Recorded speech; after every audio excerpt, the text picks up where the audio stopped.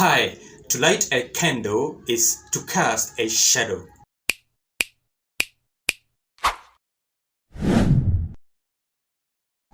Now, most of us have definitely come across that saying that goes, a habit is a disease. It's one that is appealing to many situations, alright, in life, and I'm inclined not to detail on what I mean by that. Another that has remained relevant to date is one that seems to cause much more intense struggles than the habit and disease thingy. If you have not heard about the Pandora's box, then you haven't yet delved into the world of fantasy and mythology. But let that not trouble you. I'm just about to clear that up.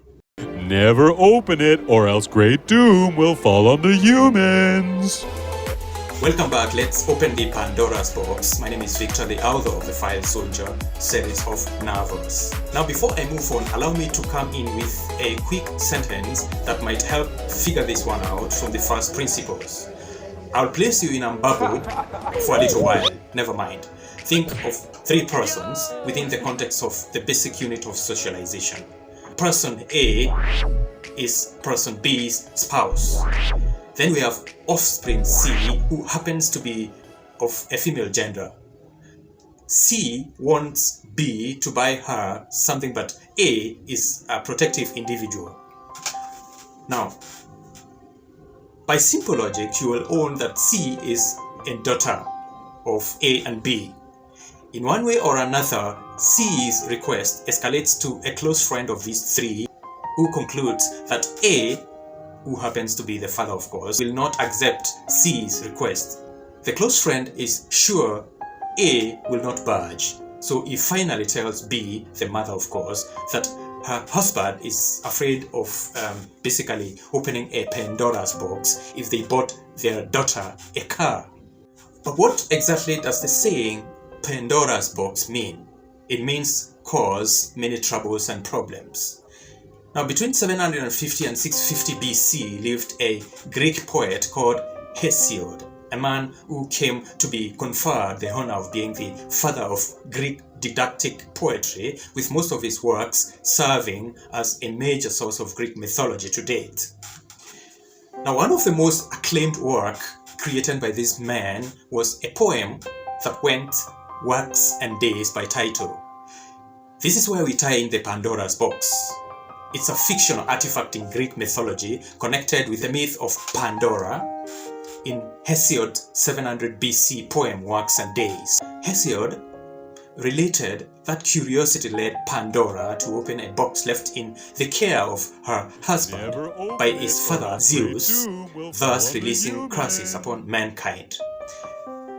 Later depictions of the story have varied, with some literary and artistic treatments focusing on the contents than Pandora herself.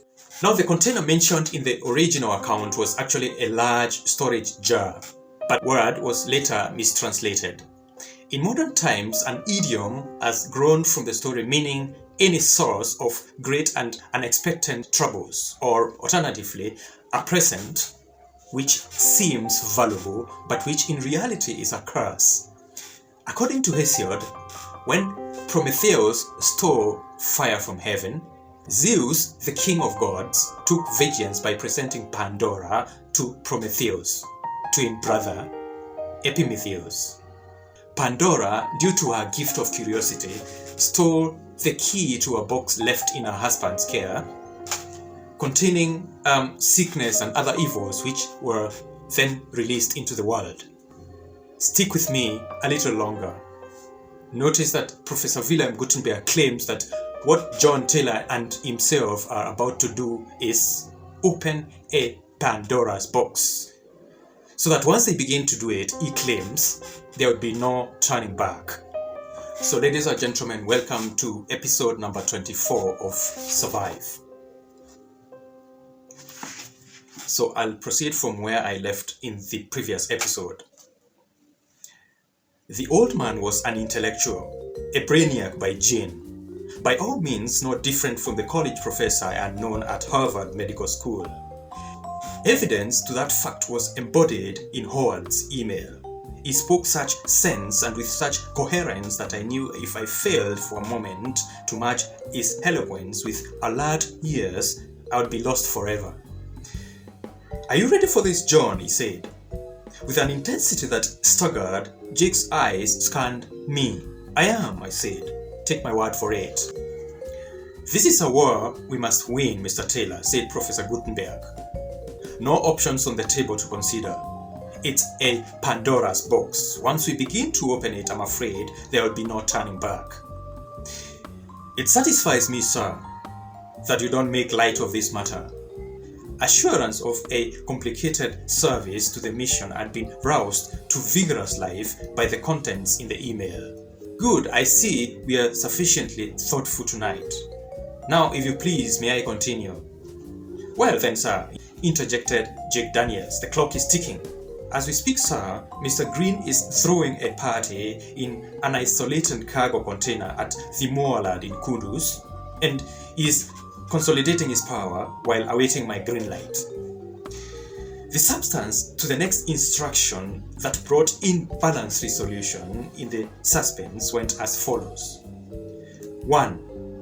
That the present stage of the X-Files case shall, as protocol, go by the ad hoc Mission G-Prof.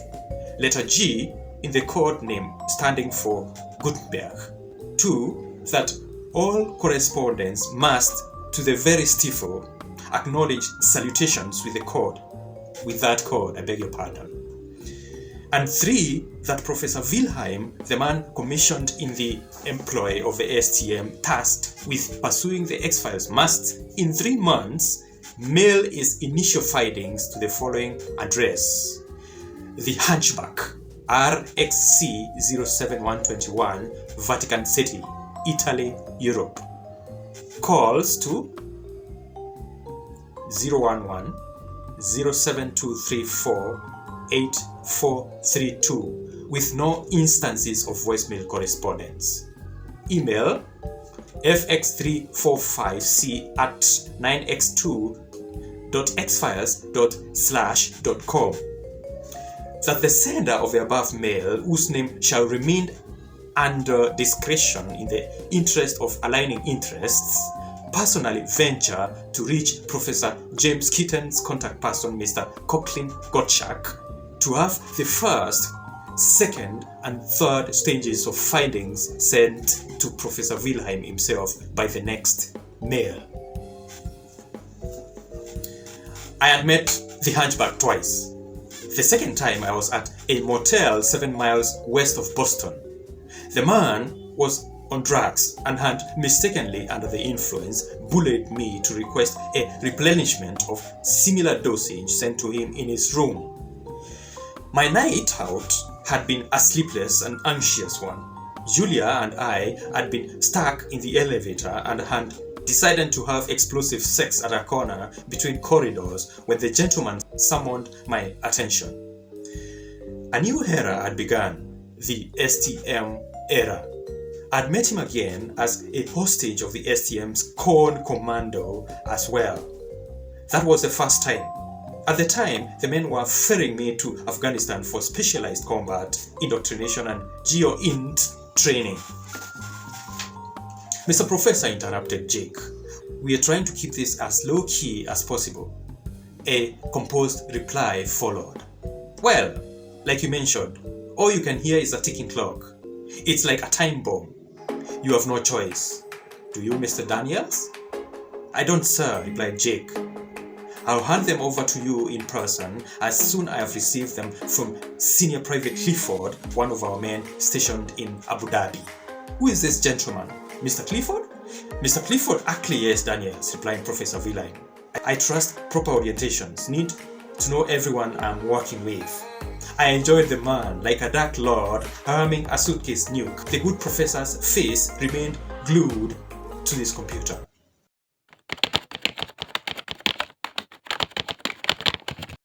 Just as Professor Gutenberg and company are about to open the Pandora's box, I come to the end of my today's episode. Stay tuned. Up until the next one, goodbye.